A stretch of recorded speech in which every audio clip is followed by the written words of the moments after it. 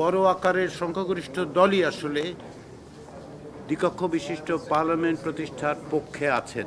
আপনারা জানেন যে দ্বিকক্ষ বিশিষ্ট পার্লামেন্ট প্রধানত উচ্চকক্ষ বিষয়ে আগেও বেশ কয়েকদিন আলোচনা হয়েছে।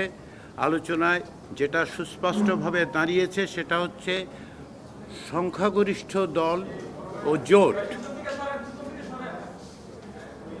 সংখ্যাগরিষ্ঠ দল ও জোট দ্বিকক্ষ বিশিষ্ট পার্লামেন্ট প্রতিষ্ঠা করার ব্যাপারে তাদের সমর্থন রয়েছে, তারা সেভাবেই তাদের মত প্রকাশ করেছেন। আমাদের সঙ্গে যখন প্রাথমিক পর্যায়ের আলোচনা অর্থাৎ প্রথম পর্যায়ের আলোচনায়ও সংখ্যাগরিষ্ঠ দলের কাছ থেকে সেই মত পাওয়া গেছে। এখানেও সংখ্যাগরিষ্ঠ দল, এবং আমি এটা বলতে পারি বড় আকারের সংখ্যাগরিষ্ঠ দলই আসলে দ্বিকক্ষ বিশিষ্ট পার্লামেন্ট প্রতিষ্ঠার পক্ষে আছেন। প্রক্রিয়ার বিষয় নিয়ে আমাদের আগের আলোচনায়ও অগ্রগতি অর্জন করা যায়নি। আজকেও যেটা দাঁড়িয়েছে সেটা হচ্ছে এই যে দুইভাবে এই উচ্চকক্ষ প্রতিষ্ঠার প্রস্তাবে বিষয়ে আলোচনা হয় এবং দলগুলো তাদের কেউ কেউ অবস্থানের পরিবর্তন করলেও তারা মূলত তাদের অবস্থানের জায়গায় আছেন। সেটি হচ্ছে একদিকে কেউ কেউ বলছেন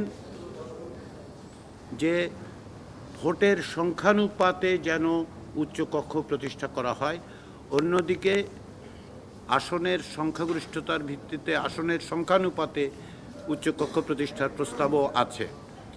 যেহেতু রাজনৈতিক দলগুলো এবং জোটগুলো এ বিষয়ে কোনো ঐকমত্যে আসতে পারছেন না, সেহেতু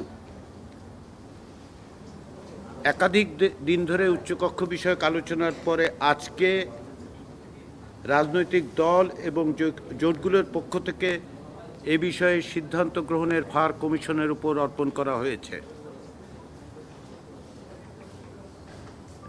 এ ব্যাপারে ঐকমত্য কমিশন নিজেদের মধ্যে আলোচনা করবেন আগামী দিনগুলোতে, এবং আমরা এ বিষয়ে অনানুষ্ঠানিকভাবে রাজনৈতিক দলগুলোর সাথে যোগাযোগ অব্যাহত রাখব।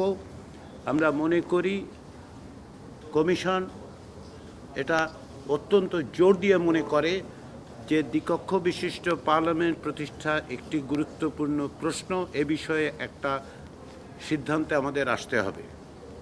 ফলে আমরা কমিশনের পক্ষ থেকে এ বিষয়ে আলাপ আলোচনা অনানুষ্ঠানিক আলোচনা অব্যাহত রেখে খুব দ্রুত আগামী সপ্তাহের গোড়ার দিকেই এ বিষয়ে আমাদের অবস্থান বলতে পারবো বলে মনে করি।